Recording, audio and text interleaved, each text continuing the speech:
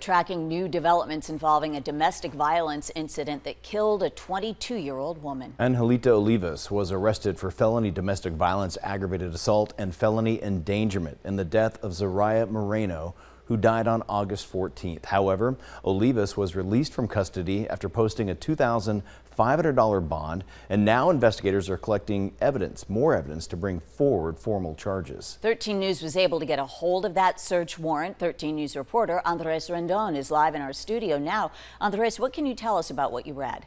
Well, Dan Brooke, this is a 13-page document right here detailing exactly what investigators sees, and it all centers around the suspect's phone and his vehicle.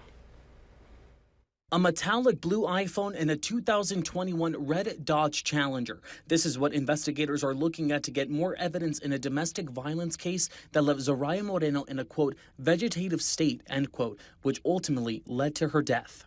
The warrant was served on August 12th, the same day the incident took place. The search warrant reads, quote, Angelito said that he went to drive away in his vehicle and Zahriya jumped on the trunk of his car. He continued to drive away. At some point, Angelito noticed that Zahriya had fallen off. He went to her and discovered that she was unconscious, end quote.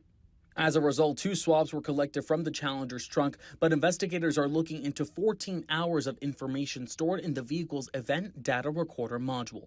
This is pretty standard procedure for traffic vehicle accidents when we see a death. Details like speed will be looked at, and depending on what investigators find, it could change the outlook of potential charges. What if the data shows that she jumped on the car and he was doing 100 miles an hour? What if the data shows she jumped on the car and he was doing 5 miles an hour?